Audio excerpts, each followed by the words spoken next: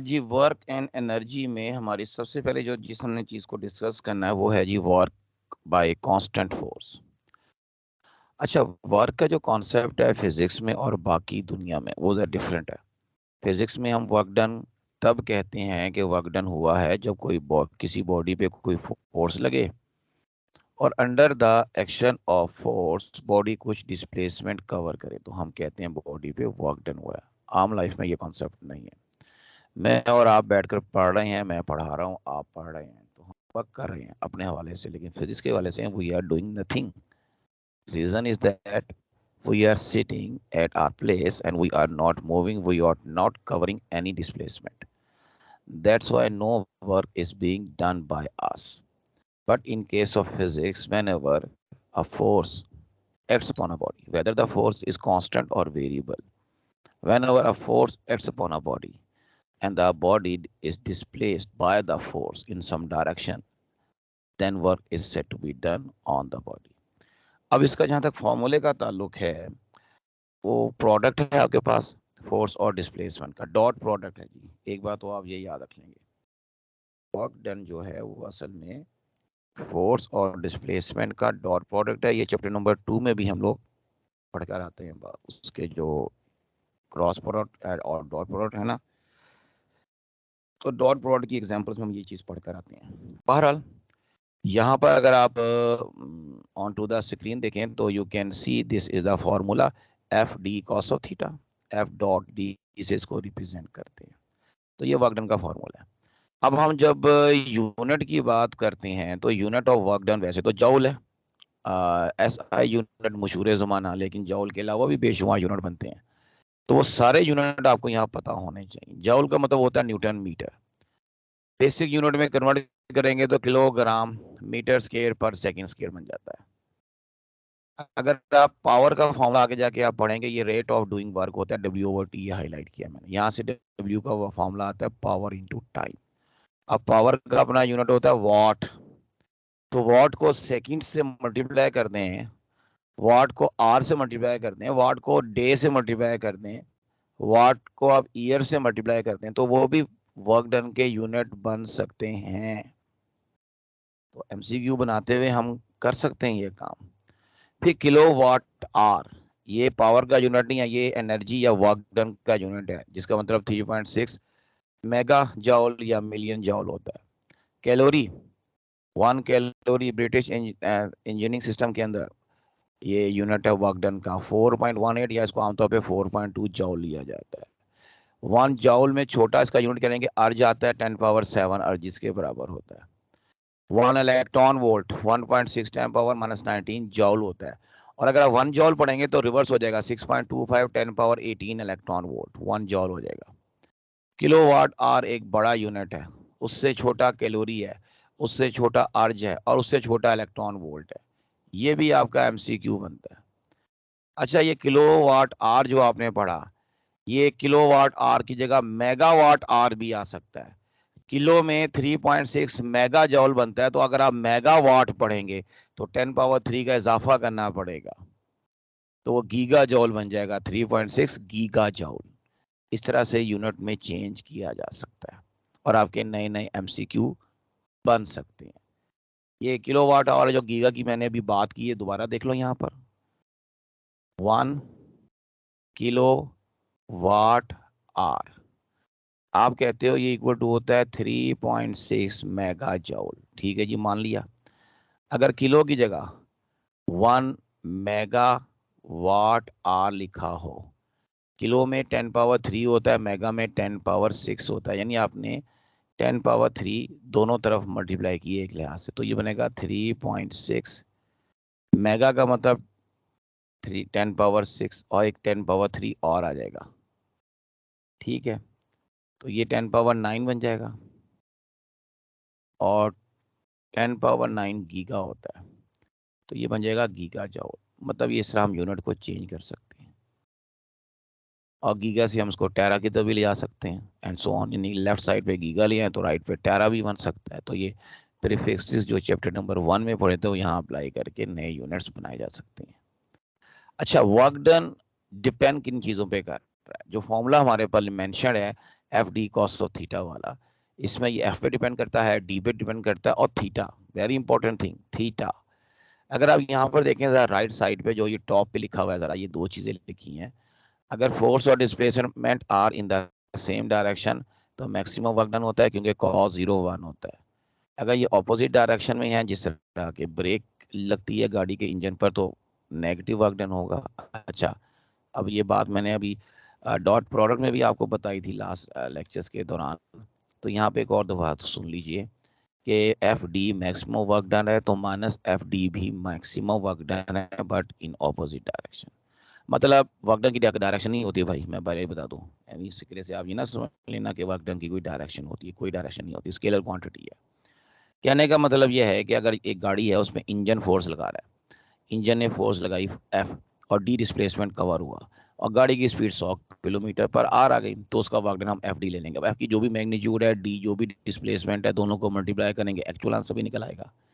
अब हमने गाड़ी को रोकना, तो ब्रेक लगाएंगे ना, तो ब्रेक ऑपोजिट डायरेक्शन में फोर्स लगाती है मोशन के, लेकिन ब्रेक उतना ही वर्क डन करेगी जितना इंजन ने वर्क डन किया था फॉरवर्ड डायरेक्शन में, तो ब्रेक उतना बैकवर्ड डायरेक्शन में करेगी, तो गाड़ी रुकेगी। इसका मतलब है अब ब्रेक जो देखा जाए तो वो आती है 5 से 10 15 हज़ार की। इंजन आपका आता है 1 1.5 लाख रुपए का, पुराना इंजन की बात कर रहा हूँ, नया इंजन तो इससे ज़्यादा महंगा आता है। कहाँ 1.5 2 लाख का इंजन जितना वर्क डन करके गाड़ी को भगा के ले जा रहा है, एक 15 हज़ार की ब्रेक ने उसको रोक लिया। इसका मतलब ब्रेक ने वही वर्क डन किया, लेकिन वो माइनस एफ डी कहलाएगा। तो यहाँ से अंदाज़ा हुआ कि minus F D minimum work done नहीं है, मैक्सिमम ही है। मिनिमम वर्क डन 0 होता है जो 90 डिग्री पे होता है, जिसका डॉट प्रोडक्ट आपका 0 होता है, ठीक है। मिनिमम वर्क डन आपका 90 डिग्री पर होगा। और ये 90 डिग्री का वर्क डन कब कब होता है? एक तो सेंटीपिटल फोर्स का वर्क डन 90 डिग्री पे आता है, एक जब आप इन द ग्रेविटेशनल फील्ड आप किसी बॉडी को उठा के मूव करते हैं, तो देखा जाए उसमें अभी आगे जिक्र आ जाएगा वैसे डिटेल में, लेकिन यहाँ पे जो जिक्र आ गया मैं बता दूं, आप किसी बैग को उठा के लेके जा रहे हैं, आप ऊपर फोर्स लगा रहे हो, ये टॉप पे डायग्राम बना रहा हूँ, और जा आप इधर रहे हो, लेट्स सपोज ये आपका डिस्प्लेसमेंट है, और वो आपकी लगी हुई फोर्स है अपवर्ड डायरेक्शन में। तो यहाँ पर अगर आप देखोगे तो आपका एंगल 90 डिग्री बन रहा है, तो यहाँ आपका जो वर्क डन आएगा इस केस में एफ डी कॉस 90 की वजह से 0 हो जाएगा, ये बात याद रखिएगा। उसके बाद ये सारी बातें यहाँ हो चुकी हैं, 0 डिग्री का वर्क डन हो गया, स्केलर क्वांटिटी है, डायरेक्शन कोई नहीं होती, बता चुका हूँ। ये भी बात हो गई है, ये जो एमसीक्यू अभी आया हुआ यहाँ पर एक मैंने पीछे डिस्कस कर दिया है। किलो वाट आर आपने पढ़ लिया, खाली वाट आवर भी तो हो सकता है, किलो गायब ही हो जाए, किलो रहे ही ना, तो वो फिर आपका 3.6 किलो जॉल हो जाएगा मेगा की जगह, ठीक है। अब आप देख लें, ये अब आपके एमसीक्यूज हैं, इस तरह से आपके एमसीक्यूज चेंज हो सकते हैं, जो आप पढ़ते हैं जनरल फार्मूलाज, उनको भी थोड़ा बहुत मॉडिफाई करके आपके एमसीक्यू बनाए जा सकते हैं। वर्क डन के इंपॉर्टेंट पॉइंट्स में अगर आप पहला पॉइंट देखेंगे यहाँ पर, तो एक आपको नजर आएगा सबसे शुरू में, मैक्सिमम वर्क डन का पॉइंट नजर आ रहा होगा, ठीक है, दिस वन 0 एंगल पर, ये भी मैक्सिमम वर्क डन है, लेकिन जो पॉजिटिव वर्क डन है उसमें सिस्टम की एनर्जी इंक्रीज करती है और इसमें एनर्जी डिक्रीज करती है। और जब 0 डिग्री 90 डिग्री आता है, वर्क डन 0 होता है, तो एनर्जी क्या रहती है? कांस्टेंट। अब ये एनर्जी के वाले से इसका एमसीक्यू है। अब कॉस का फंक्शन 60 पे हाफ होता है, तो वर्क डन भी मैक्सिमम का हाफ 60 डिग्री पे हो जाएगा। और अगर आपका एंगल 0 से बड़ा 90 से छोटा है, तो आपका वर्क डन पॉजिटिव होता है इस रेंज के लिए, ये जो लिखी हुई है, ठीक है।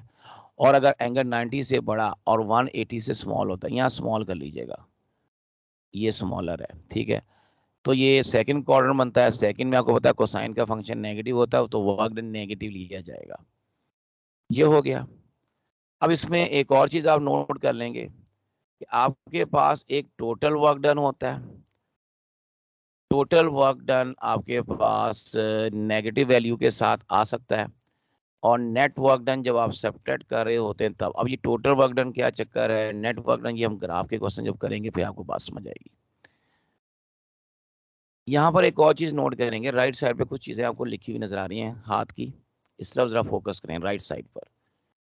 ग्रेविटेशनल फील्ड के अंदर एक वर्क डन होता है बाय ग्रेविटी और एक होता है work done by person. Gravity का वर्क डन हमेशा अगर आप ऊपर जा रहे हैं तो नेगेटिव होगा, -mgh उसका फॉर्मूला होता है, नंबर 1 पे लिखा हुआ है। लेकिन जिस दौरान आप बॉडी को ऊपर लेके जा रहे हैं, अगर आपका वर्क डन पूछा जाएगा कि आप कितना वर्क डन कर रहे हो, तो वो आपका पॉजिटिव mgh होगा, क्योंकि आप तो चीज को ऊपर ही लेके जा रहे हो और डिस्प्लेसमेंट भी ऊपर की डायरेक्शन में कवर हो रहा है। इन दिस केस थीटा 0 लिया जाएगा, आपका वर्क डन पॉजिटिव है। लेकिन इसी वर्क डन को हम ग्रेविटी के हवाले से देखेंगे तो ग्रेविटी तो नीचे लग रही होती है, जहां आप ऊपर रहे हो 180 डिग्री एंगल, तो ग्रेविटी का वर्क डन नेगेटिव होगा, आपका वर्क डन पॉजिटिव कहलाएगा।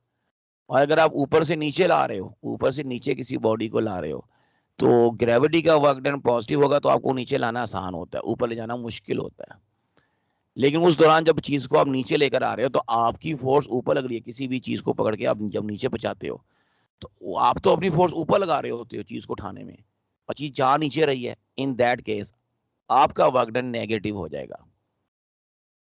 और जब आप चीज को उठा के चलते हैं तो आपका वर्क डन 0 होता है।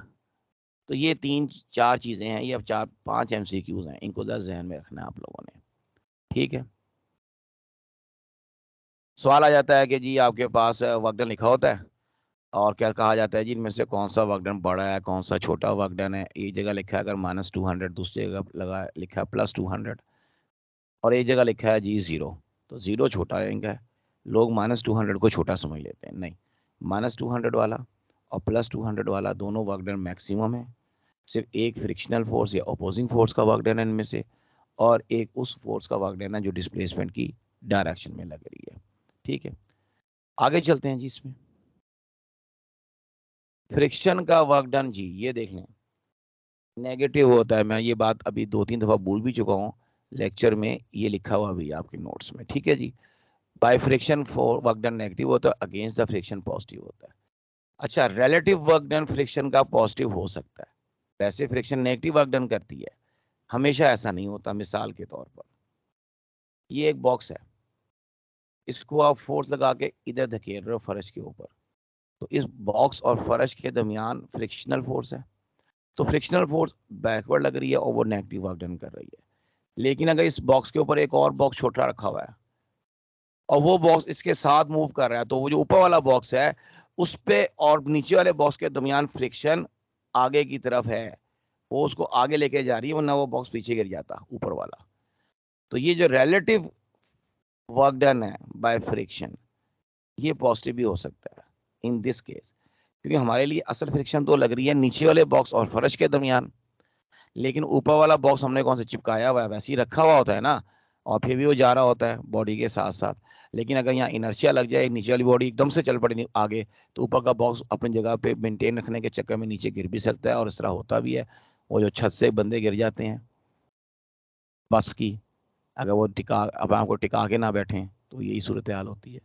तो वो अगर बस के साथ जा रहे हैं तो फ्रिक्शन की वजह से जा रहे होते हैं, तो उस केस में फ्रिक्शन भी आगे लग रही होती है, बॉडी भी आगे जा रही है, तो फ्रिक्शन हमेशा ऑपोजिट डायरेक्शन में नहीं होती। रोड के दरमियान किया जाए तो ऑपोजिट डायरेक्शन में होती है, लेकिन रोड के ऊपर ऑब्जेक्ट है, उसके ऊपर एक और ऑब्जेक्ट है, उनके दरमियान जो रिलेटिव फ्रिक्शन होती है वो फिर आप कह सकते हो कि पॉजिटिव वर्क डन करती है। तो यही बात यहाँ लिखी हुई है। अच्छा जी, नेक्स्ट कुछ MCQs हैं आपके। ये तो खैर से जो MCQ आते हैं बड़ा सिंपल है। इसमें आपके पास एक तो फोर्स गिवन है 20 न्यूटन की, डिस्प्लेसमेंट 5 न्यूटन का है, और जो इस दौरान वर्क डन हो रहा है 50 जॉल, और आपसे कहा गया भाई एंगल बता दो, तो आपने ये वाला फॉर्मूला लगा दिया, सारी वैल्यूज पुटअप करके cos ऑफ थीटा 1/2 आ गया, ये 60 डिग्री पे 1/2 होता है, तो एंगल 60 डिग्री आ गया। इस तरह का आसान सा MCQ है, कोई इतना मुश्किल नहीं, आप कर लोगे। अब हम आते हैं ये ग्राफ किसकी तरफ। जब हम वर्क डन बाय ग्राफ करते हैं तो ये वर्क डन बनता है, ये ग्राफ बनता है फोर्स और डिस्प्लेसमेंट के दरमियान। अब फोर्सेस दो तरह की होती हैं, एक कांस्टेंट फोर्स हो सकती है और एक वेरिएबल हो सकती है। अगर तो आपकी फोर्स कांस्टेंट नहीं है तो आपने ग्राफ ड्रॉ करना है एफ कॉस ऑफ थीटा और डी के दरमियान, ये कर्व आती है, उस कर्व के जरिए वर्क डन निकालना हो तो work done by variable force का आर्टिकल आपकी बुक में ही है। उसमें हम क्या करते हैं, ग्राफ को छोटे छोटे रेक्टेंगुलर टाइप बॉक्सेस में डिवाइड कर देते हैं, उन तमाम रेक्टेंगल्स का अलग अलग वर्क डन निकाल के उनको सबको एड अप कर देते हैं, और उसको फिर हमने जब रिप्रेजेंट करना होता है work done by variable force के फॉर्मूले के जरिए, तो ये होता है W is equal to summation F I delta D I cos of theta I is equal to 1 to n, और साथ ही यहाँ पे लिमिट लगा देते हैं, limiting value delta D approaches to 0। अब डेल्टा डी से जाहिर करें या डेल्टा एक्स से जाहिर करें, कोई फर्क नहीं पड़ता। ठीक है, एक चीज ये हो गई। अब यहाँ पर आए ऊपर, एक ये जो राइट साइड पे जहाँ मैंने लिखा है इसी के ऊपर आपको एक ग्राफ नजर आ रहा होगा। ब्लैक कलर की जो लाइंस हैं वो शो कर रही हैं आपको आपका graph between constant force and displacement. वो जो पहला ग्राफ है, अब मैं इसका कलर रेड करने लगा हूँ, ये वाला, एक ये है, एक ये है, और एक ये नीचे है। आपसे कहा गया इनका वर्क डन मालूम करें, ये फोर्सेस दी गई हैं, तो वर्क डन असल में ये नीचे वाला एरिया होगा, ये वाला जिसको मैं हाईलाइट कर रहा हूँ। एक एरिया ये हो जाएगा, एक ये हो जाएगा, और एक आपको ग्राफ नीचे नजर आ रहा है नेगेटिव फोर्स की तरफ। इसका मतलब है एक वर्क डन जो हो रहा है इसके अंदर वो अपोजिट डायरेक्शन में हो रहा है। अब यहाँ दो तरह के वर्क डन आते हैं, एक होता है नेट वर्क डन आता है, और एक होता है आपका टोटल वर्क डन।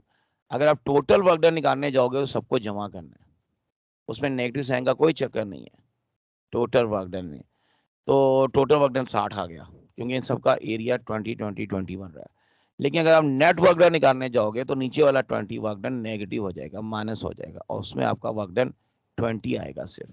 तो ये थोड़ा सा कॉन्सेप्ट है, इसको आप नेट और टोटल का फर्क है, इसको आप जहन में रखेंगे, लिखना चाहते हैं लिख लें, स्क्रीनशॉट उतार लें ताकि ये चीज़ आपको महफूज हो और आप इसको बाद में अपने नोट्स पे उतार लें। तो area under the force displacement graph work done कहलाता है। अगर ये एरिया बनता है रेक्टेंगल का तो लेंथ इंटू विड्थ का फॉर्मूला लगाओगे, अगर ये ट्राइंगल बन जाती है तो हाफ बेस इंटू हाइट का फॉर्मूला लगाओगे। इसी तरह ये आपको एक नजर आ रहा है ग्राफ सर दायरे की शक्ल में, ये वाला जिसको मैं यहाँ टिक कर लिया रेड कलर से। इसका मतलब क्या है? इसका मतलब है टोटल डिस्प्लेसमेंट 0 हो गया, क्लोज पाथ है, बॉडी जिधर से चली उधर ही वापस आ गई। अब ये ना करने बैठ जाना, इस तरह का अगर सर्कल है तो आप उसका वर्क डन निकालने बैठ जाओ और कहो जी पाई आर स्क्वायर। वो पता है कहाँ होता है? वो होता है उधर जब आप पीवी डायग्राम की बात करते हो। पीवी डायग्राम और चीज है, ये और चीज है, उसको इसके साथ मिक्स ना कर देना। कॉन्सेप्चुअली ये वर्क डन है फोर्स और डिस्प्लेसमेंट के दरमियान, वो होता है वर्क डन प्रेशर और वॉल्यूम के दरमियान। तो वो वहां पर पाई आर स्क्वायर का फॉर्मूला लगता है, यहाँ नहीं लगेगा, यहाँ वर्क डन 0 हो जाएगा इस केस में। ठीक है, तो ये हो गया आपका। एक यहाँ पे एक और एमसीक्यू नजर आ रहा है लेफ्ट साइड पर आपको, ये वाला जिसमें फोर्स 10 नजर आ रही है न्यूटन, इसमें डिस्प्लेसमेंट 5 है। अब ये जो वर्क डन है ना आपका, ये स्ट्रेट लाइन का नहीं है, इस कर्व लाइन का, यानी ग्राफ इस तरह से शो होगी, वेरिएबल फोर्स है। अब ये हमने यहाँ पे इसको डॉटेड में ट्राइंगल मुकम्मल करके और ये परपेंडिकुलर लाइन ड्रॉ करके इसका ट्राइंगल का लॉ लगा के इसमें फॉर्मा निकाला, तो आंसर आ रहा है 25 इस वक्त। लेकिन हमें पता है कि ये 100% 25 नहीं है, 25 होता है तो उसका ये वाला हिस्सा भी शामिल होता है इसमें। ये अब ये हिस्सा शामिल नहीं है इसके अंदर, जो रेड मैंने कर दिया ये आउट है, तो आंसर 25 से कुछ कम ही आना चाहिए इसका। ठीक है, तो इसका जो टिक करेंगे लेस देन 25 को टिक करेंगे। ठीक, अब ये एक एमसीक्यू आ गया, ये जो वही एमसीक्यू है जो अभी मैं बात कर रहा था। तो इसमें टोटल वर्क डन आपके पास 60 है और नेट वर्क डन 20 है, ये बात हो चुकी है। और इसी तरह आपके पास एक ये एमसीक्यू है, इसमें यह है कि बॉडी को आप पॉइंट ए से पॉइंट बी तक मूव कर रहे हो, तो आपसे वर्क डन पूछा गया। अब ए टू बी जाते हुए ये ग्रेविटेशनल फील्ड के अंदर मोशन हो रही है, ये दो पॉइंट है ग्रेविटी के अंदर ए और बी, तो यहाँ दो पॉइंटों के दरमियान वर्क डन mgh होता है, तो ये mgh आ गया। ठीक है बच्चे, यहाँ तक कोई सवाल?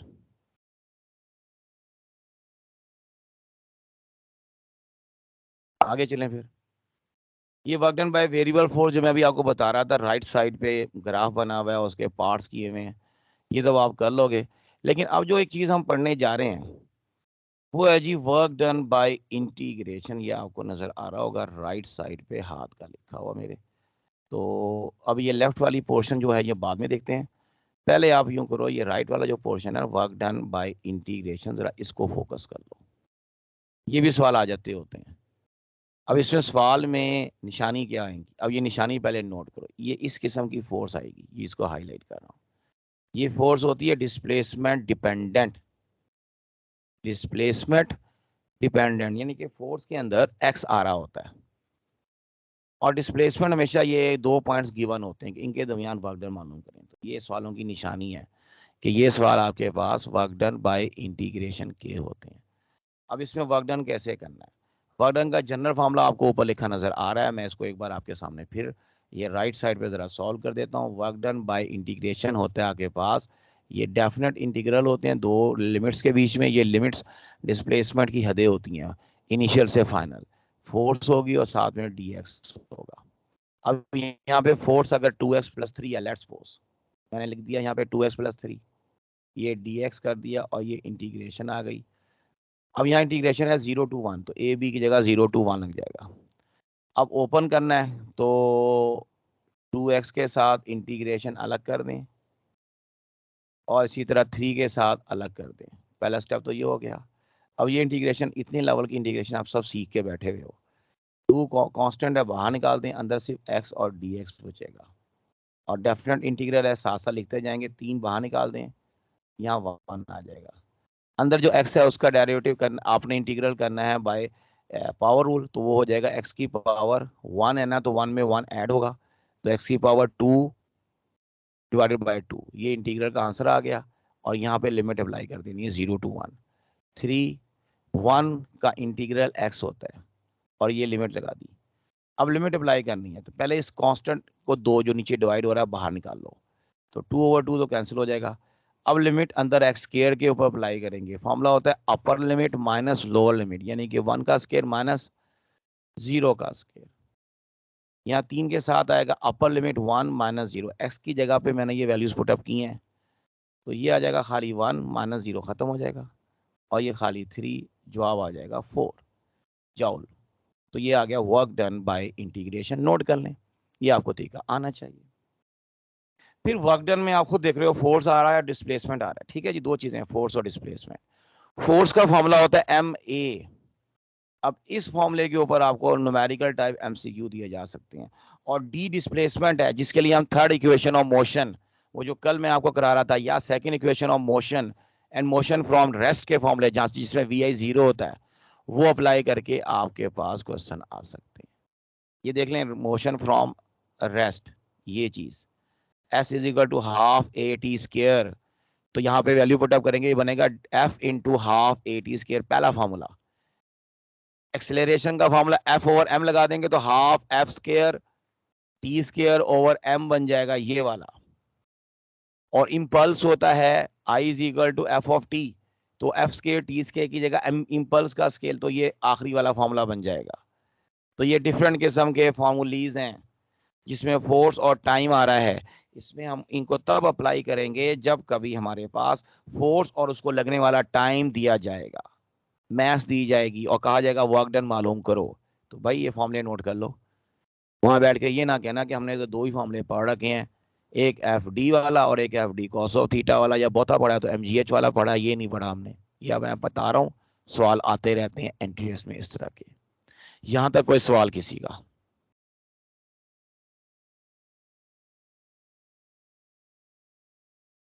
जी आपने नोट कर लिया बस ये होगा या ऊपर स्क्रीन? डेरिवेटिव वाला दिखाइएगा, स्क्रीनशॉट ले लें। डेरिवेटिव वाला दोबारा करा दूं? नहीं, दिखा दें, वो स्क्रीनशॉट अच्छा ले लें। दिखा दो, ये लो जी, ये जो मैंने हल किया हुआ है सारा राइट साइड पे नजर आ रहा होगा आपको। जी सर जी, थैंक यू।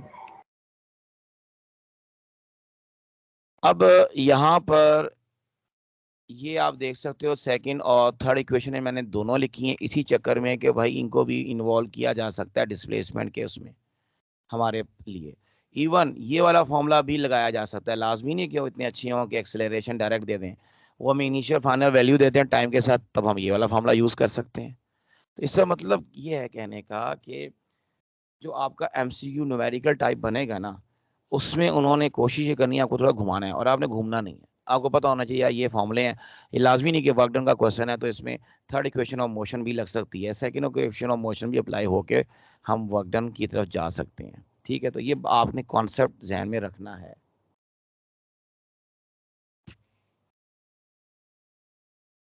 जब तक आप ये देखें, फिर हम अगला हिस्सा शुरू करते हैं।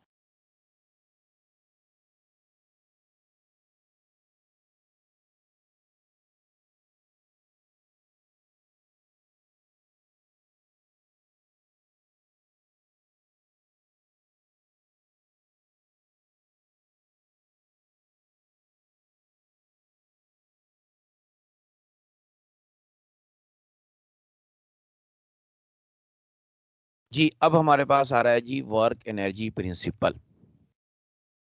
वर्क एनर्जी प्रिंसिपल से थोड़ा पहले ये राइट साइड पे एक डायग्राम नजर आ रही है आपको, जिसमें अल्फा बीटा नजर आ रहा है। जरा उस पे अपना आपका फोकस लेकर आओ।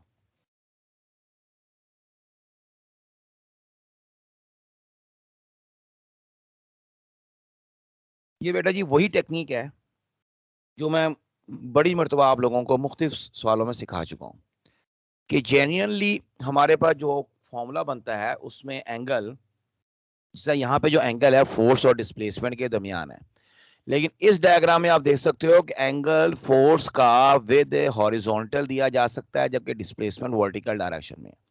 अब यहाँ पे जो असल फॉर्मूला है जो फोर्स और डिस्प्लेसमेंट के दरमियान है वो अल्फा है। अगर अल्फा गिवन होगा तब तो फॉर्मूला वही कॉस ऑफ अल्फा चलेगा, लेकिन अगर बीटा वाला फॉर्मूला गिवन है तो फॉर्मूले में साइन बीटा आ जाएगा। तो ये वही कॉन्सेप्ट है जो थीटा और फाई के अंदर मैं बताता रहा हूँ आपको। ठीक है, तो आई होप सो कि ये बात आपको क्लियर होगी होगी कि वो जो टाइप ऑफ क्वेश्चन है जो हमने पेंडुलम में देखे थे, जो हम लोगों ने वो टॉर्क के अंदर देखे थे, वो फिर उसमें देखे थे आपके फ्लक्स में देखे थे, इलेक्ट्रिक फ्लक्स में, मैग्नेटिक फ्लक्स में, मोशनल ईएमएफ में, force on moving charge particle, force on current carrying conductor, हर जगह ये कॉन्सेप्ट मैं सिखा के आया हूँ आप लोगों को। तो वही कॉन्सेप्ट यहाँ भी अप्लाई हो सकता है। ठीक है, अब आ जाए work energy principle. Work energy principle simple सी है कि यही कहता है किसी बॉडी पे वर्क डन होगा तो वो उसका चेंज ऑफ काइनेटिक एनर्जी के बराबर होता है। ये तो स्टेटमेंट है किताब की। बेटा जी ये चेंज ऑफ काइनेटिक एनर्जी लाजमी नहीं है। ये चेंज ऑफ पोटेंशियल एनर्जी हो सकता है, ये change of elastic potential energy हो सकता है, ये चेंज ऑफ केमिकल एनर्जी हो सकता है, ये कोई भी एनर्जी हो सकती है आपकी। ये बात यहाँ पे मेंशन भी है, ये नोट्स के अंदर ये पॉइंट लिखा हुआ है। तो ये किसी भी एनर्जी का चेंज हो सकता है, वर्क डन किसी भी एनर्जी में शिफ्ट हो सकता है। हाथों को रगड़ा जाए हीट में शिफ्ट हो सकता है, स्प्रिंग दबाया जाए इलास्टिक पोटेंशियल एनर्जी बन सकती है। ठीक है, इसी तरह आप जब इंटरनल एनर्जी वर्क डन बन सकता है जब आप किसी पिस्टन पे कोई प्रेशर डालते हो। अब तो आपको ये बात क्लियर है क्योंकि आपने चैप्टर नंबर 11 पढ़ चुके हैं मुझसे, तो वो भी बन सकता है। तो ये बात याद रखिएगा। लेकिन यहाँ जब हम न्यूमेरिकल करेंगे, न्यूमेरिकल में आमतौर पर काइनेटिक एनर्जी हम लेते हैं, चेंज इन काइनेटिक एनर्जी। और उसके भी ये जो शेप लिखी है ये तो खाली जेन्युइन फॉर्मूले की शेप लिखी है, लेकिन जब इसको अप्लाई करना है ना तो बेटा जी आपने यूं अप्लाई करना है, F D half M common, अंदर आएगा V F square minus V I square. और अगर ये हो जाता है मोशन फ्रॉम रेस्ट तो वी आई वैसे जीरो के एक तरफ हो जाएगा, खाली वी एफ स्केयर आ जाएगा। और वी एफ स्केयर अगर आपको याद हो कल हम लोगों ने थर्ड इक्वेशन ऑफ मोशन में 2 AS के बराबर पढ़ा था, उसको भी यहाँ पे शामिल कर लें तो ये भी चीज़ एक फॉर्मूला बन सकता है आपका। बहरहाल चीज़ें हैं, अब आपको कॉन्सेप्ट क्लियर होने हो जाने चाहिए। अच्छा जी, अब यहाँ पर आपके पास ट्रक है, एक एमसीक्यू है, मैं इस एमसीक्यू की बात कर रहा हूँ जिसको मैं पढ़ रहा हूँ। यहाँ पर एक ट्रक है, कार है, मूव करते हैं with some initial velocity, apply some retarding force so that it comes to rest, दोनों रेस्ट पर आ जाते हैं। ठीक है, car covers less distance, car थोड़ा फासला तय करेगी। क्यों भाई, क्यों थोड़ा फासला तय करेगी, जबकि सवाल ये है कि दोनों सेम इनिशियल वेलोसिटी से जा रहे थे। एक चीज ठीक है जी, और दोनों पे सेम रिटार्डिंग फोर्स लगी है। तो इसका मतलब हमने देखना है वर्क डन, देखना है दोनों के ऊपर कितना हो रहा है, और दोनों आखिर में रेस्ट पर आ जाते हैं। इसका मतलब है दोनों की फाइनल वेलोसिटी जीरो हो जाती है। जब फाइनल वेलोसिटी जीरो हो जाती है हमारे पास, तो थर्ड इक्वेशन ऑफ मोशन अगर आप लगाते हो तो वो 2 AS इज इक्वल टू, आपको पता है V F square minus V I square, वहाँ वी एफ जीरो करते हो तो आपका फॉर्मूला बन जाता है वी आई स्केयर के हवाले से आ जाता है। ठीक है, रिटार्डिंग एक्सेलरेशन है वी स्केयर 2 AS, ये बनेगा। जहां तक वर्क डन का ताल्लुक है, वर्क डन का फॉर्मूला अभी मैं ऊपर लिखवा गया था, ये लिखा हुआ है। अब गौर से देखो, फोर्स सेम लगी, ठीक है मान लिया हमने, इनिशियल वेलोसिटी सेम है, फाइनल वेलोसिटी जीरो हो गई, फाइनल को जीरो कर दो। तो इसका मतलब है जब मैं फाइनल जीरो कर दूंगा तो फॉर्मूला मेरा ये बन जाएगा, मैं रेड कलर से लिख रहा हूँ उसको, F T half M we square. दोनों की आपकी जो इनिशियल वेलोसिटी है वो सेम है, फोर्स सेम है, तो यहाँ पर डिस्प्लेसमेंट किसके प्रोपोर्शनल आ गया सब कुछ हल मैस के। करके जी। अब जिसका मैस कम है वो थोड़ा फासला तय करती है, जिसका मैस ज्यादा है वो ज्यादा फासला तय करेगा, सीधी सी बात है। अब बाज़ाहिर लगने को ये सवाल हल होता नजर नहीं आ रहा था, लेकिन वर्क एनर्जी प्रिंसिपल से फौरन हल हो जाएगा। बहरहाल इस तरह के बाकी एमसीक्यू आप देख लीजिएगा। अब मैं आता हूँ ये पावर की तरफ। Power, rate of doing work. Rate of doing work होता है work done per unit time. अब इसके हम बहुत सारी शक्लें बना सकते हैं पावर की। सर एक जी, तो हम ये ट्रक वाला ऐसे भी हाँ कर सकते हैं ना, जैसे आपने बताया था कि एक गाड़ी को चलाने के लिए जितनी पावर चाहिए होती है, वो उतनी ही एनर्जी जो उनकी हाँ है हाँ उसे हाँ रोकने हाँ, के लिए भी चाहिए होती है। बिल्कुल अभी बोला था, तो बिल्कुल ट्रक ट्रक के लिए भी हम ऐसे कह सकते हैं कि उसको एनर्जी भी ज़्यादा ही देंगे हम उसको, उस स्पीड को मेंटेन करने के लिए, तो उसको रोकने के लिए भी उतनी ही एनर्जी चाहिए होगी। अगर हम बिल्कुल एनर्जी कार के बराबर देंगे तो वो आगे जाके रुकेगा। सही है, ये बात आपने सही कर दी। लेकिन मेरी एक बात याद रखना, एंटी टेस्ट के जो सवालात हम हल करते हैं आपका एग्जैक्ट आंसर है, ठीक है, जवाब सही है आपका, लेकिन ये आपने एक अजम्पशन जो है आपका, जो एक जनरल कॉन्सेप्ट है आपने उस पर हल किया। यहाँ हम जब सवाल हल करते हैं ना, हम कोशिश करते हैं कि ऐसे रेफरेंसेस और फॉर्मूले यूज करें जो एग्जैक्ट क्वेश्चन की स्टेटमेंट के मुताबिक हो और उसके मुताबिक हमें हमारा जवाब दें। ये पॉइंट समझ आया? अभी आप देखोगे जब एमसीक्यू करोगे तो एमसीक्यू में जो आपके पोल्टर के एमसीक्यू हैं उनमें बहुत से एमसीक्यू ऐसे हैं कि खासतौर से, बल्कि आप करके आए होंगे, आप होप सो, कैपेसिटर के, कैपेसिटर को के जो एनर्जी है उसके बहुत सारे फॉर्मूले बन जाते हैं। एक फॉर्मूला तो हमने हाफ सी वी स्क्वायर पढ़ा है ना, बाकी फॉर्मूले में आपको लिखवाया था कि सी की वैल्यू पुट अप कर दो अंदर, तो वो उसमें एरिया भी शामिल हो जाता है, डिस्टेंस भी शामिल हो जाता है। अब एरिया कम कर रहे हैं, डिस्टेंस ज्यादा कर रहे हैं, तो हमें जो जो वो सवाल में बातें बताता जाता है ना, हमने उसके मुताबिक फॉर्मूला अप्लाई करना होता है। हमेशा जनरल कॉन्सेप्ट पे जवाब नहीं आता। अभी ये जवाब आपका बिल्कुल सही आ रहा है और आएगा, लेकिन अगर थोड़ा सा भी सवाल में वेरिएशन करता है फिर हमें उस फॉर्मूले के मुताबिक चलना है। तो याद रखना, यहाँ एक टेक्निक यही होती है कि जो उसने स्टेटमेंट दी है उसका मुतलका हमने फॉर्मूला देखना होता है, फिर फॉर्मूले में से चीज़ें एक तरफ करते चले जाते हैं, बाकी जो बचता है एक तरफ, का मतलब क्या है कि जो कांस्टेंट चीज़ें जिनको वो नहीं छेड़ा उनको हटा देंगे, जिनको वो छेड़ रहा है वो वेरिएबल है उनको वहां रखेंगे, और फिर वेरिएबल का देखेंगे क्या इफेक्ट पड़ रहा है हमारे नेट आंसर के ऊपर जिसका वो पूछ रहा है। उसने डिस्टेंस का पूछा कि भाई कम होगा, क्यों कम होगा, हमें पता लगा मैथ्स के साथ रिलेशन है, मैथ्स कम है गाड़ी का, तो गाड़ी का मैथ्स कम है, इससे जवाब होगा। अब आपने एनर्जी की बाकी, एनर्जी की उसने कहीं बात ही नहीं की यहाँ पर। अगर वो एनर्जी का आंसर दे रहा होता नीचे ऑप्शन में, फिर हम एनर्जी वाले की तरफ चले जाते, फिर हम पूरा formula half M we square उसको देखते, फिर हम खाली एम को ना देखते। बात समझ आ रही मेरी कि नहीं आ रही अब? जी सर जी, समझ आ रही जी। अच्छा जी, अब ये जो फॉर्मूला आपको खास, यहाँ तक तो ये सारे फॉर्मूले आप लोगों ने अपने आम टेक्स्ट के अंदर पढ़े हुए हैं, लेकिन नीचे वाले फॉर्मूले अब आप देख लें। ऊपर वर्क डन की जगह आप काइनेटिक एनर्जी ला सकते हो, half M we square over t, ये वाला एम जी एच ओवर टी ला सकते हो, half k x square over t ला सकते हो, कोई भी फॉर्मूला बन सकता है। और फिर यहाँ पे एक यूनिट का बड़ा हिसाब किताब है।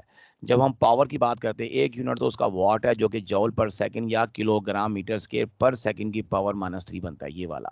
दूसरा हॉर्स पावर है, 746 यूनिट वाट के बराबर होता है, ब्रिटिश सिस्टम का ये यूनिट है।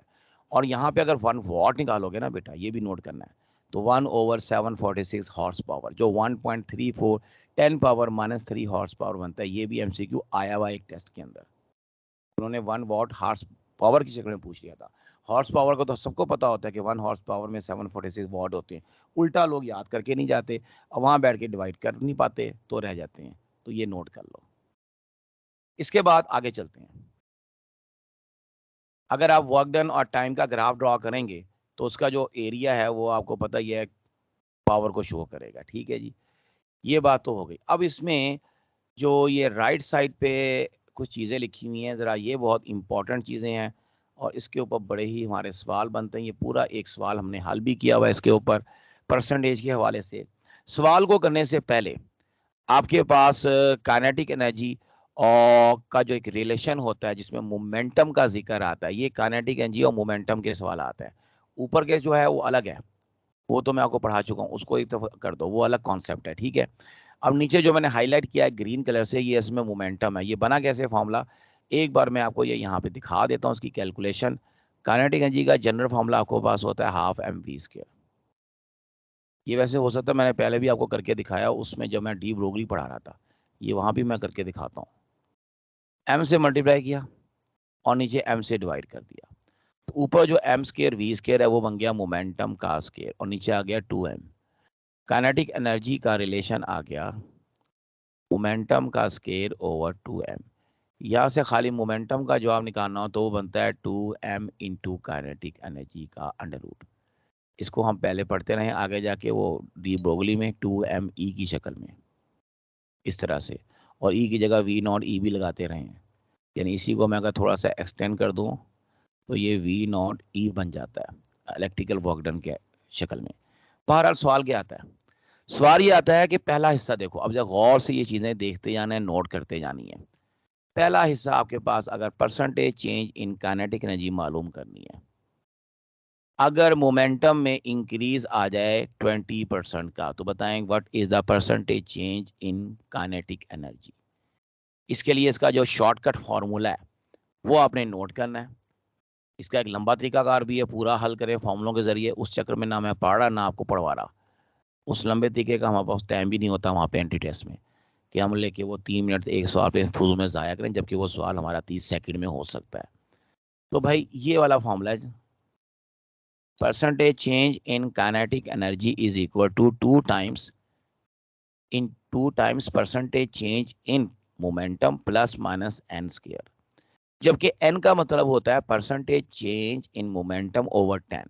मिसाल के तौर पे गिवन क्वेश्चन में परसेंटेज चेंज इन मोमेंटम हमने 20 लिया, 20 को 10 पे डिवाइड करेंगे तो स्मॉल एन का आंसर 2 आ रहा है। ये आपको यहाँ लिखा नजर आ ही रहा होगा, ये वाला 2। अब आपने क्या करना है, 2 को फॉर्मूले के मुताबिक परसेंटेज चेंज हमें 20 दिया गया है मोमेंटम का, इस 2 को मैं 2 से इस 20 से मल्टीप्लाई करके उसके अंदर एन स्क्वायर ऐड करूंगा, क्योंकि इंक्रीज का क्वेश्चन है। डिक्रीज का क्वेश्चन होता तो मैं एन स्क्वायर माइनस करता, इसलिए प्लस माइनस एन स्क्वायर फॉर्मूले में आ रहा है। जवाब बहरहाल हल करके 44% आता है कि काइनेटिक एनर्जी में तब्दीली 44% होगी।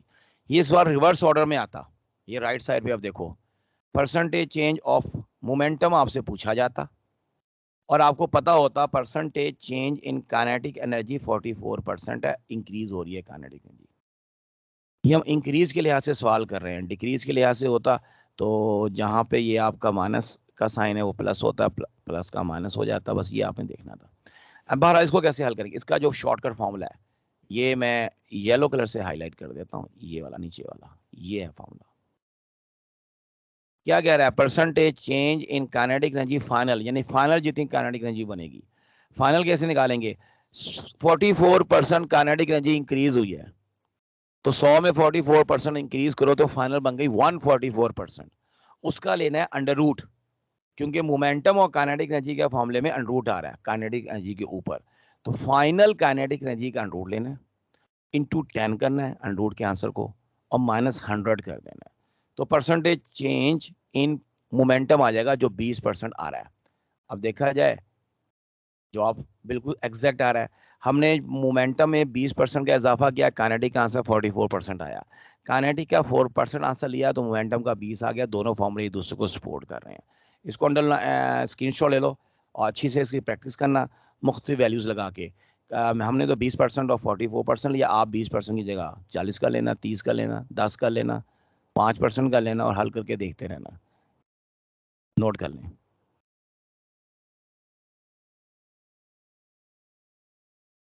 अच्छा, इसके नीचे अब जब आप आओगे तो ये आपको कुछ फॉर्मूले नजर आ रहे हैं वर्क डन रोटेशन के अंदर।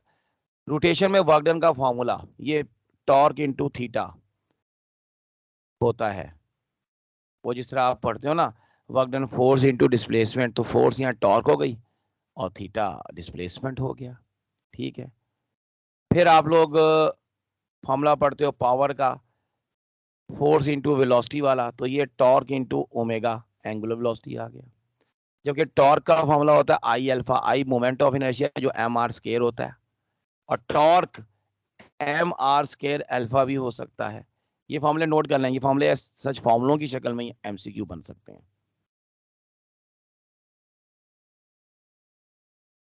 अब जरा आ जाएं अपने रिटन नोट्स के ऊपर। इधर ये तो सारे आपके न्यूमेरिकल टाइप क्वेश्चन है। पोटेंशियल एनर्जी, काइनेटिक के बाद आ जाती है पोटेंशियल। पोटेंशियल एनर्जी होती है चेंज इन पोजीशन की वजह से जो आती है, ड्यू टू पोजीशन जो एनर्जी आती है बॉडी में। Gravitational potential energy MGH formula है। रेफरेंस बड़ा इसमें इंपॉर्टेंट है, ये डायग्राम बनी हुई है, मैथ्स को आपने बॉडी टेबल की हाइट से ऊपर h1 पे उठाया हुआ है, तो टेबल की हाइट h2 है, तो इसकी एनर्जी अगर आप हाइट से टेबल से लेंगे तो वो mgh1 होगा, फ्लोर से लेंगे तो mgh1 प्लस h2। ये आपका शॉर्ट क्वेश्चन है ना, वो बच्चों ने किताब उठा के रैक पे रखी है, रैक की हाइट शायद h1 है, टेबल की हाइट h2 है, तो एक कहता है जी मेरी पोटेंशियल एनर्जी mgh1 है, दूसरा कहता है mgh1 प्लस h2 है। कौन सही? हम कहते हैं जी दोनों ही सही हैं, सिर्फ फर्क उसका आ जाता है हाइट का या रेफरेंस पॉइंट का। ये बहुत इंपॉर्टेंट सवाल है, ये आपकी किताब में वो जो ईंटों वाला सवाल है, एक ईंट को दूसरी ईंट पे रखा जाए तो वर्क डन बताएं, ये वर्क डन का सवाल भी हो सकता है, और ये आपका उसका भी सवाल हो सकता है, एक्शन और रिएक्शन का सवाल भी बन सकता है। पहली बात, इसमें एक शॉर्टकट फॉर्मूला यहाँ लिखा हुआ है, आसान तरीन ये वाला। अगर आपने इस तरह वर्क डन निकालना है कि 8 ईंटें पड़ी हैं, उनको एक दूसरे के ऊपर रखा जाए तो वर्क डन निकालो। आपको पता है हमने 7 ईंटों का आंसर निकालना होता है। 8वीं जो है ना, जो पहली ईंट है वो तो वैसे ही फर्श पे या अपनी जगह पे पड़ी है, उसको तो कोई नहीं उठाता, उसके ऊपर ईंटें उठा के रखी जाती हैं। तो इसका जो एक फॉर्मूला बनता है ना सीक्वेंस के मुताबिक, n into N minus one over two into M जी एच, इसमें n किताबों या ईंटों की तादाद है, n इसमें किताब या ईंटों की तादाद है। अच्छा ये हो गया, ये तो अब आप कर लोगे। एक ये डायग्राम जो साइड में बनी है, इसको मैं साफ करके दोबारा बताता हूँ मतलब क्या है इसका। ये हमने वही बताया है कि पहली जो ईंट है या पहली जो बुक है, कुछ भी हो सकता है, बुक हो जाए, ब्लॉक हो जाए, ईंट हो जाए, कोई भी लफ्ज़ मार के उसकी हाइट 0 हम लेते हैं। उसके बाद जो दूसरी है उसकी हाइट हम 1h लेते हैं, इसकी हाइट सेकंड की, ये हाइट 1h होगी। तीसरी की हाइट 2h होती है, चौथी की हाइट 3h होगी। ठीक है। अच्छा यहाँ से ये तो अब आपको पता लग गया, इस फॉर्मूले से आप हल कर लेंगे, आपका ये जवाब आ जाएगा। अब एक और सवाल आता है, ये तीसरी ईंट है, ये वाली ईंट है या ब्लॉक है या बुक है, जो भी है, इसके ऊपर रिएक्शन फोर्स कितनी लग रही है? रिएक्शन फोर्स, रिएक्शन एक्शन का ऑपोजिट होता है। अब आप खुद देखो, 2 नंबर रिएक्शन लगाएगी ईंट, तो 2 से ऊपर 2 ईंटें हैं, इसका अपना वजन आपके पास, अगर आप वजन की बात करते हैं तो mg होगा, एक एक mg ये वजन होगा, तो दोनों को मिला के 2mg इनका वजन बनता है। तो 2mg वेट 2 पे लग रहा है नीचे, और तो 2mg ऊपर लग रहा होगा, तो यहाँ पे इसका रिएक्शन 2mg बनता है। ये रिएक्शन फोर्स है, ये वर्क डन का सवाल नहीं, ये रिएक्शन फोर्स का सवाल दूसरा बनाया मैंने। इस तरह का सवाल अगर आ जाए तो इस तरह आपने कॉन्सेप्चुअली उनका आंसर देना है। ठीक है। अच्छा, अब ये वो काइनेटिक एनर्जी का वो फॉर्मूले का जिक्र है। अब काइनेटिक एनर्जी का एक फॉर्मूला तो ये मैं बता चुका हूँ, ये वाला हाफ एम वी स्क्वायर आपने पढ़ लिया। इस हाफ एम वी स्क्वायर को अगर मैं हाफ एम वी वी में ब्रेक करूँ तो ये हाफ पी वी भी बन सकता है, मोमेंटम इनटू वेलोसिटी का प्रोडक्ट, ये भी फॉर्मूला बन सकता है। ठीक है। अच्छा, इसमें आपको अब छोटी छोटी कुछ चीजें नजर आ रही होंगी, ये नीचे ये चीजें, ये इसमें डिफरेंट केसेस हैं कि अगर आपके पास मैस है, उसको आप डबल करते हैं, काइनेटिक एनर्जी में कितना इजाफा होगा, डबल हो जाएगा, क्योंकि काइनेटिक एनर्जी मैस के साथ डायरेक्ट रिलेशन है। अगर आप वेलोसिटी को डबल करते हो तो काइनेटिक एनर्जी में 4 टाइम इजाफा होगा। ठीक है। और इसी तरह मैस है आपके पास और काइनेटिक एनर्जी दोनों को डबल करते हो तो 2 स्क्वायर वेलोसिटी में होगा 4, और मैस का 2 8 टाइम, ये लिखा हुआ 8 टाइम एंड सो ऑन। इसी तरह अगर आप मोमेंटम में डबल इजाफा करते हो तो काइनेटिक एनर्जी में 4 गुना इजाफा हो जाएगा।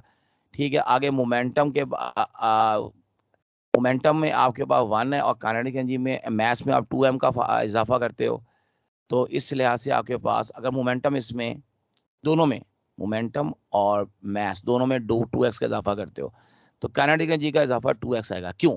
ये देखो, अभी आखिरी वाला जो है ना नंबर 5, इसके लिए आपको ये फॉर्मूला देखना पड़ेगा कि kinetic energy is equal to 1/2 p² है। अब दोनों का अगर आप डबल इजाफा करें तो ऊपर p का स्केयर है वो 2 का स्केयर 4 हो जाएगा, नीचे 2m आएगा, वो 4 से 2 कटेगा, 2 इजाफा होगा। लेकिन इसी क्वेश्चन में अगर मैं मोमेंटम को फिक्स कर दूं और सिर्फ काइनेटिक मास का इजाफा डबल करता हूं तो काइनेटिक एनर्जी हाफ हो जाएगी इस रिलेशन के मुताबिक। अब देखो ये वो चीज आ गई। अगर वो मुझे कहा जाएगा, कहता है कि मैं 2 बॉल्स हैं, उनके ऊपर बराबर का उनका मोमेंटम है, लेकिन बॉल ए की मास बॉल बी से डबल है, तो बताओ काइनेटिक एनर्जी का रिलेशन क्या आएगा? तो भाई बॉल ए की मास डबल है तो बॉल ए की काइनेटिक एनर्जी बॉल बी की काइनेटिक एनर्जी का हाफ हो जाएगी। ये बात समझ आ गई ना? इस तरह के सवाल बन सकते हैं। ये सवाल कहाँ बनते हैं? प्रोटॉन में और अल्फा पार्टिकल में, या ड्यूट्रॉन और अल्फा पार्टिकल में। ड्यूट्रॉन का मास आप लेते हो 2m, ड्यूट्रॉन का, इसका मास लिया जाता है 2m, और ड्यूट्रॉन के ऊपर चार्ज लिया जाता है E, और प्रोटॉन का मास लिया जाता है m, और अल्फा पार्टिकल का मास लिया जाता है 4m। वहां यहाँ पे इन सवालों में ये चीज बन सकती है। ठीक है बच्चे? अब ये कुछ रिलेशन लिखे हुए हैं ये वाले जो मैं अभी आपको बता रहा था, इसी के मुताबिक एनर्जी मोमेंटम का, एनर्जी मास का, इसके अंदर जिसका रिलेशन लिखा है, बाकी चीज को आपने क्या कर दिया, कांस्टेंट इसके ऊपर लिखा नजर आ रहा होगा आपको। तो ये कुछ सिचुएशंस हैं आपको पता होनी चाहिए। इसके बाद आपके पास आ गया वर्क डन इन रोटेशन, ये सारा मैं बता चुका हूँ आपको। अब work done by variable force का जिक्र भी हो गया, work done in gravitational field का जिक्र भी हो चुका हुआ है। 90 डिग्री ये सब चीजें हैं, छोटे छोटे ये पॉइंट्स हैं जो इकट्ठे करवाए हुए हैं यहाँ पर। ठीक है, ये कुछ आपने खैर से इसमें करने की जरूरत नहीं है, आपको एफिशिएंसी और मशीन वगैरह तो आपके पास नहीं है। लेकिन ये है कि ये क्वेश्चन न्यूमेरिकल हुए हुए ग्राफ, हाँ ये ग्राफ है, ये ग्राफ की तरफ आए जरा। आपके पास अगर हम बात करते हैं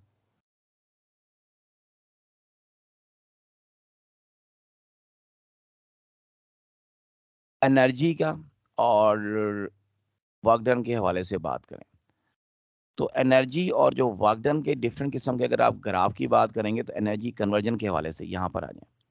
टोटल एनर्जी हमेशा काइनेटिक और पोटेंशियल का सम होती है। टोटल एनर्जी हमेशा काइनेटिक और पोटेंशियल का सम होती है, और ये मैकेनिकल एनर्जी है, ये मैकेनिकल एनर्जी की बात हो रही है। हम सर्कुलर मोशन में जाएंगे तो वहां भी इसका जिक्र आ सकता है, आएगा। बल्कि एक बॉडी को आपने किसी हाइट से फेंका है, ये inter conversion of kinetic and potential energy की बात हो रही है। हाइट से फेंका है, ऊपर उसकी एनर्जी पोटेंशियल है, जब वो नीचे आएगी ये काइनेटिक में कन्वर्ट होगी, यानी पोटेंशियल का लॉस होगा, काइनेटिक का गेन होगा। ये राइट में लिखा हुआ भी हाथ से, ये वही आपकी बुक का फॉर्मूला है, कोई मैं अपना फॉर्मूला नहीं बता रहा आपको, ये आपकी बुक में लिखे हुए हैं।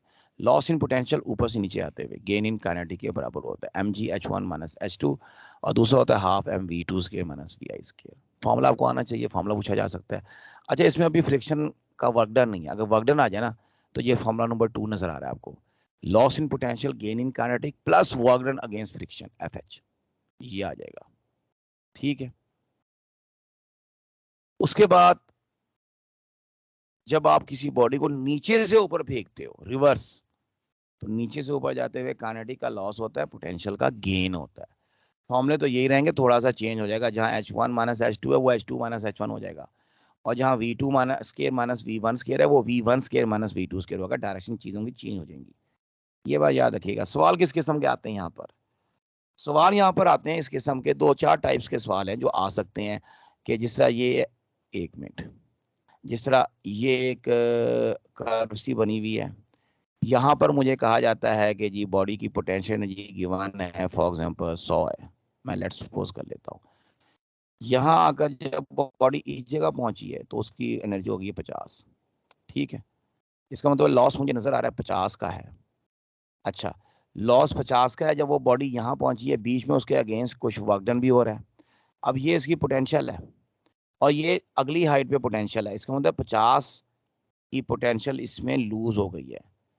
अब वो दो तरीकों से समझो, वो कहाँ गई, काइनेटिक में गई होगी, ठीक है, या फिर फ्रिक्शन में गई होगी, या फिर दोनों में गई होगी। लो जी, यहाँ पर जब बॉडी आ रही थी तो work done by friction, work done और फ्रिक्शन मैं कहता हूँ 10 जॉल हो गया, तो इसने कितनी काइनेटिक गेन की होगी? 10 तो निकल गया फ्रिक्शन में, तो काइनेटिक इसकी 40 आती है। 40। हाँ 40 आती है, बिल्कुल इस किस्म के सवाल आ सकते हैं। ठीक है, एक और कैटेगरी के सवाल हैं जो यहाँ आ सकते हैं, वो होते हैं, वो मैं यहाँ करके दिखा देता हूँ आपको। एक बॉडी को आपने ऊपर से फेंका है नीचे की तरफ, वो यहाँ और यहाँ आई है, ठीक है, और ये इसकी टोटल हाइट है, ये 10 मीटर है, ये 7 है, और ये फर्ज कर लो 5 है। पूछा जाता है हमसे कि जी वो 7 पे जो उसकी पोटेंशियल एनर्जी कितनी है, और 5 पर पोटेंशियल एनर्जी कितनी है 5 मीटर पर, या रिवर्स में यहाँ काइनेटिक एनर्जी कितनी है और यहाँ कितनी काइनेटिक एनर्जी, या इनकी रेशो क्या है, या यहाँ की पोटेंशियल और यहाँ की काइनेटिक की रेशो, या इधर की पोटेंशियल उधर की काइनेटिक की रेशो। ये पूछे जा सकते हैं सवाल। वो जो अब आप किसी बॉडी को नीचे गिराते हो, आपकी बुक में कैलकुलेशन है ना, अब वो कैलकुलेशन आप कैसे करोगे भाई, बड़ा आसान काम है। जब बॉडी ऊपर से नीचे गिरती है, पोटेंशियल निकालनी है, तो आपने ये हाइट देखनी है, ये वाली, ये कितनी है 7 है।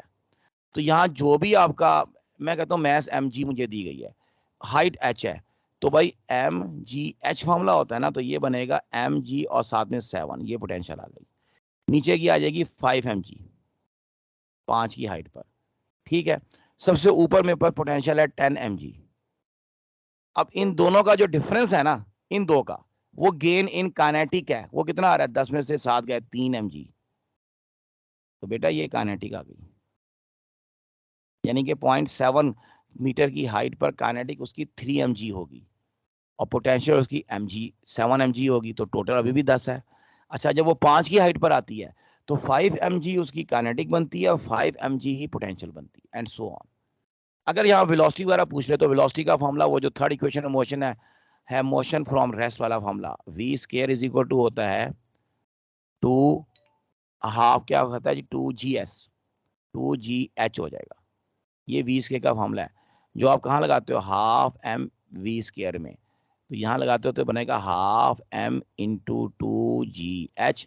तो ये एम 2 कट गया और ये आ गया mgh को, और से देखो, तो ये वही चीज़ है, मैं वो जो 3 mg में बता रहा था आपको। इसका मतलब यही है कि जितनी पोटेंशियल कम होगी वो काइनेटिक बनती चली जाएगी। तो इस तरह के सवाल आते हैं, आपसे पोटेंशियल और काइनेटिक पूछी जाएगी, तो आपने सीधा प्लस माइनस करके जवाब निकाल देना है। परसेंटेज लॉस पूछता है, भाई कितनी परसेंट लॉस हो गई, तो परसेंटेज लॉस का जो फॉर्मूला है ना जनरल, वो होता है कि लॉस जितना हुआ है, और लॉस के लिए आपको फॉर्मूला पता लग जाना चाहिए, ऊपर जो एनर्जी है और बाकी जो बची है वो divided by total potential energy जो स्टार्टिंग में थी इनटू 100। वो याद है आपको, एक सवाल है बच्चे वाला, बच्चा स्लाइड से नीचे आता है, जिसके दो पार्ट हैं, एक फ्रिक्शन के अगेंस्ट, एक विदाउट फ्रिक्शन। विदाउट फ्रिक्शन उसकी वेलोसिटी है 8 और विद फ्रिक्शन है 6। उसके अंदर जवाब शायद 54% या 52% लॉस आता है। तो वही न्यूमेरिकल, उस न्यूमेरिकल के ऊपर एमसीक्यू बन के आते हैं, एग्जैक्ट वही तो नहीं लेकिन चेंज होके, लेकिन फॉर्मूला आपको आना चाहिए। ये एक कॉन्सेप्ट है जो यहाँ यूज होता है आमतौर पर हमारे यहाँ, ठीक है। अब इधर आ जाए जरा वापस, बाकी ये है जी आपका वर्क डन बाय इंटीग्रेशन, ये तो मैं बता चुका हूँ खैर से, ठीक है, ये भी सारा बता दिया आपको।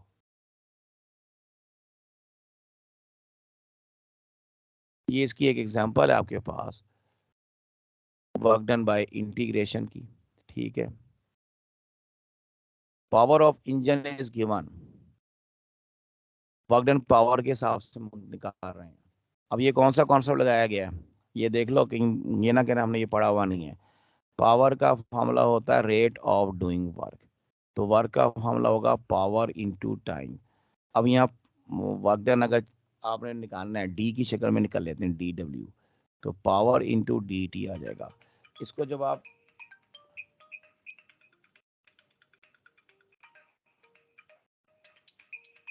इनको जब आप करोगे इंटीग्रेट, एक मिनट बेटा कॉल आ रही है, मतलब वो ले लूँ फिर आपसे बात। वालेकुम अस्सलाम।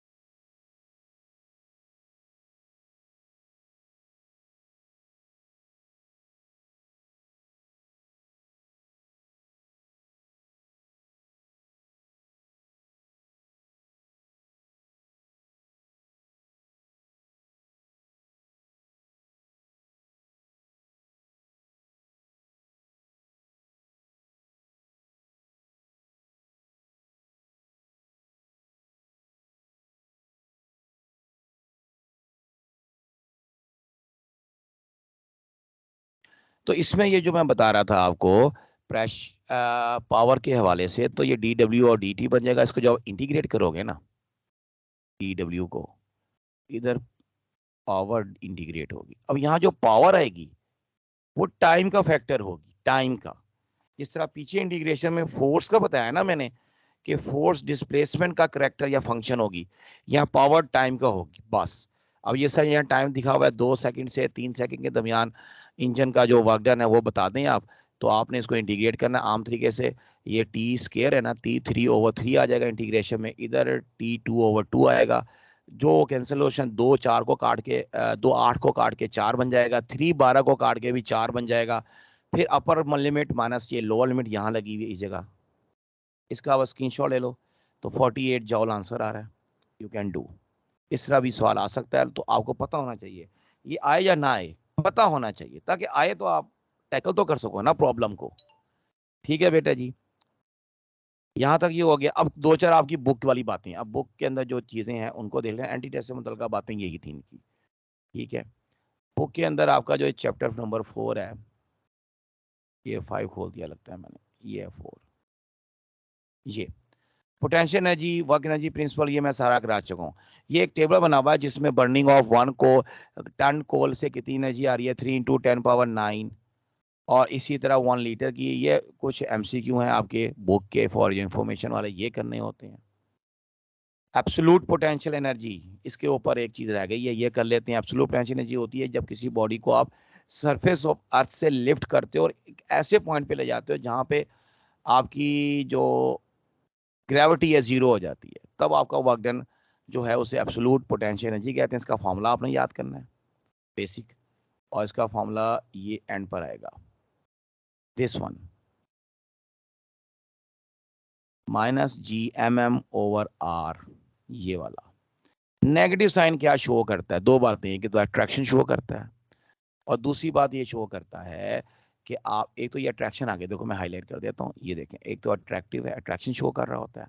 दूसरा आपको ये शो करता है कि आपको वर्क डन करना पड़ेगा बॉडी पर, ताकि आप उसको जमीन के ग्रेविटेशन फील्ड से बाहर ले जाओ। ठीक है, अच्छा, इसके अलावा यहाँ एक छोटा सा कैप्शन आई थी, 1945 के बाद से आपने बहुत ज्यादा, आपकी इंडस्ट्री ने कोल और फिर उसके बाद क्रूड ऑयल जब वो आ गया था, उसको यूज करना शुरू किया था। इसके फिलॉसफी, आप जिस वेलोसिटी से जमीन की ग्रेविटी से बाहर निकल जाओ, इसका फॉर्मूला आपको याद करना है। इसका जो बेसिक फॉर्मूला है वो आपके पास, एक तो ये ऊपर है 2Gm/r, लेकिन ज्यादा जो हम जो यूज करते हैं वो 2Gr वाला ये यूज करते हैं। और इसके ऊपर जो आंसर आता है वो 11.2 किलोमीटर पर सेकेंड, ये वाला आंसर याद करना है। अच्छा, अब एक टेबल आपको नजर आएगा, ये वाला, मुख्तलिफ प्लैनेट्स के लिए जो स्केप वेलोसिटीज के आंसर है। अर्थ के लिए तो 11.2 हम कैलकुलेट कर चुके हैं। फिर इसमें जो मून है उसका 2.4, ये आपको पता होना चाहिए। मार्स का पता होना चाहिए। ठीक है, 2 4, मैं नहीं कह रहा सारे याद होने चाहिए, लेकिन 2 4 आपको इसमें से ये जो हाईलाइट किए, और मरकरी, ये है 2 4 करीब तरीन, इनका आपको याद होने चाहिए। फिर इसमें आपके पास, ये मैं बता चुका हूँ सारा इंटर कन्वर्जन वाला, इसका बहुत समय डिस्कशन मैंने आपके साथ मुकम्मल कर ली हुई है। कंजर्वेशन ऑफ एनर्जी के हवाले से ये जो आपका टेबल है, source of energy, solar cell, solar जो आपके पास सेल है उसका biomass, fossil fuel, wind energy, waves और हाइड्रो इलेक्ट्रिक, यहाँ तक इन सब का ओरिजिनल सोर्स सन है, ये देख लो। टाइडल एनर्जी मून है, और जियोथर्मल एनर्जी का सोर्स अर्थ है। और चांद जब जमीन को अपनी तरफ खींचता है, ये जब कभी फुल मून होता है, ठीक है, तो जो टाइडल इफेक्ट की वजह से डिस्टॉर्शन है वो जमीन के अंदर कितनी आती है जी, 25 सेंटीमीटर तक आ जाती होती है। ये एनर्जी फ्रॉम टाइड्स के जरिए आप डैम में पानी जमा करके उससे आप एनर्जी या इलेक्ट्रिसिटी जनरेट कर सकते हो। साल्टर डक एक डिवाइस है, इसके 2 हिस्से होते हैं, एक डक फ्लोट होता है, एक बैलेंस फ्लोट होता है। बैलेंस तो बैलेंस करके रखता है पानी के ऊपर इसको, और डक फ्लोट में ये होता है कि पैडल लगे होते हैं, पानी आता है जाता है, पैडल चलती हैं और इलेक्ट्रिसिटी जनरेट होती है। सोलर एनर्जी जब आपके आउटर एटमॉस्फेयर में एंटर होती है तो भाई वो 1.4 किलोवाट पर मीटर स्क्वायर होती है, और इसको बोलते हैं सोलर कांस्टेंट। लेकिन ज़मीन पर आते आते डिस्पर्शन और एब्जॉर्प्शन और स्कैटरिंग, इन तमाम चीज़ों की वजह से ये लिखी हैं आपकी। ये रह जाता है 1 किलोवाट पर मीटर स्क्वायर। अब ये जो वाट पर मीटर स्क्वायर है ये इंटेंसिटी का यूनिट है। तो ये इंटेंसिटी है असल में नॉर्मल सोलर डे पे अर्थ एटमॉस्फेयर के बाहर जो सन की इंटेंसिटी हम रिसीव कर रहे होते हैं। फिर conversion of solar energy into electricity में करनी हो तो एक तो सोलर सेल यूज़ होते हैं, ठीक है जी। और वैसे ही अगर आपने पानी को हीटअप करना तो आप उसके लिए ये सोलर गीज़र यूज़ करते हैं जो आमतौर पर 70 डिग्री सेंटीग्रेड तक पानी को गर्म कर सकते हैं, ठीक है। इसमें कलेक्टर होते हैं, कलेक्टर जो हीट को कलेक्ट करते हैं, इनकी सरफेस ब्लैक कलर की होती है। फिर सोलर सेल सिलिकॉन के बने होते हैं और इनकी जो पावर है उसको निकल कैडमियम की बैटरियों में जमा किया जाता है। ये सोलर सिस्टम की बात हो रही है। फिर इसके बाद बायोमास बहुत बड़ा सोर्स है। ये कहलाता है रिन्यूएबल सोर्सेज जिन्हें हम बार बार इस्तेमाल कर सकते हैं। और नॉन रिन्यूएबल जिन्हें एक दफ़ा इस्तेमाल करते हैं, कोल है, natural gas, oil, uranium, oil shale और ये टार सैंड, ये सारे के सारे नॉन रिन्यूएबल हैं। लेकिन रिन्यूएबल में हाइड्रो इलेक्ट्रिक है, विंड है, टाइड्स है, जियोथर्मल, बायोमास, सनलाइट, एथेनॉल या मैथेनॉल, ये सब के सब रिन्यूएबल हैं। और ये रिन्यूएबल किस तरह के, एथेनॉल मैथेनॉल बायोमास से बनती है, बार बार ये बायोमास जनरेट होती रहती है, ठीक है। तो ये सारे के सारे आ गए। फिर ज़मीन के अंदर बहुत ज़्यादा हीट होती है, जियोथर्मल हीट। और ज़मीन के नीचे जो रॉक्स होती हैं, अगर आप 10 किलोमीटर नीचे चले जाएं उनका टेम्परेचर 200 डिग्री सेंटीग्रेड होता है। अगर आप कोल्ड वाटर को एक पाइप से एंटर करें और दूसरी से तरफ से गर्म होकर जब वापस आएगा तो वो एक स्टीम होगा, और स्टीम के ज़रिए टरबाइन चला के आप हीट प्रोड्यूस, इलेक्ट्रिसिटी प्रोड्यूस कर सकते हो। गीजर सिस्टम क्या होता है, एब्रप्टली जो पानी बाहर निकल आता है ज़मीन पे, ये वॉल्केनिक रीजन में ज़्यादातर होता है, इरेगुलर इंटरवल से ये आता है। लेकिन अगर कहीं ये रेगुलर इंटरवल से आ रहा है या हम इसको चैनलाइज कर लें तो इस एनर्जी को भी हम टर्बाइन चलाने में इस्तेमाल कर सकते हैं। एक्वेफायर, ये वो लेयर ऑफ रॉक होती है जो कि पानी को होल्ड करके रखती है, ठीक है, और फिर वहाँ से पानी प्रेशर से बाहर आता है। तो ये आपके कुछ एमसीक्यू थे रिगार्डिंग चैप्टर नंबर 4। कोई सवाल है तो आप बता दीजिए। तो जी हम ये पढ़ते हैं कि एनर्जी जो है वो कंजर्व्ड है। जो सोलर एनर्जी आ रही है सन से, वो रोज कहाँ जा रही है, यानी कि अर्थ से? जो सोलर से एनर्जी आ रही है ना वो अर्थ के अंदर मुसलसल यूज हो रही है। अर्थ की जो एनर्जी है ना, अर्थ के अंदर बहुत सारा लाइफ साइकिल चल रहे हैं, प्रोडक्शन हो रही है आपकी फूड की, आपके प्लांट्स पहले यूज करते हैं उसको, और प्लांट यूज करके फूड जनरेट करते हैं उसको, ये एनर्जी वहां गई। उसको फिर हम खाते हैं, उसको एनिमल्स खाते हैं, उसको जानवर खाते हैं, उन एनिमल्स को हम खाते हैं जो हलाल ही हैं, और फ्रूट्स भी हम खाते हैं, फल खाते हैं, फ्रूट खाते हैं, सब्जियां खाते हैं, वो हम लोग फिर उसको यूज़ करते हैं, फिर हम लोग उस एनर्जी को आगे फिर यूज़ कर रहे होते हैं अपनी एक्टिविटी के अंदर। तो ये पूरा साइकिल चल रहा है। ज़मीन की जितने भी मामलात हैं इस सोलर एनर्जी से ही चल रहे हैं। एनर्जी हम क्रिएट नहीं कर सकते, हम एनर्जी को चैनलाइज कर रहे हैं सोलर सेल्स के ज़रिए, एनर्जी को चैनलाइज करते हैं, इलेक्ट्रिसिटी में कन्वर्ट कर देते हैं। इसके ज़रिए हम रिफ्लेक्टर्स बनाते हैं जिसके ज़रिए उस एनर्जी से पानी को हीटअप करते हैं, और उस हीटअप करने के बाद उसको हम टरबाइन में भी उसको यूज़ कर सकते हैं, बहुत ज़्यादा हीटअप कर जाए तो ये चीज़ें हैं इसके अंदर। बात समझ आ गई? Yes sir. चलें जी, फिर आज के लिए इतना रख लेते हैं। 5वां चैप्टर भी मेरा ख्याल में कल ही शुरू करेंगे, कल ही खत्म करेंगे, या अभी शुरू करना है तो बता दे, मैं कर देता हूँ।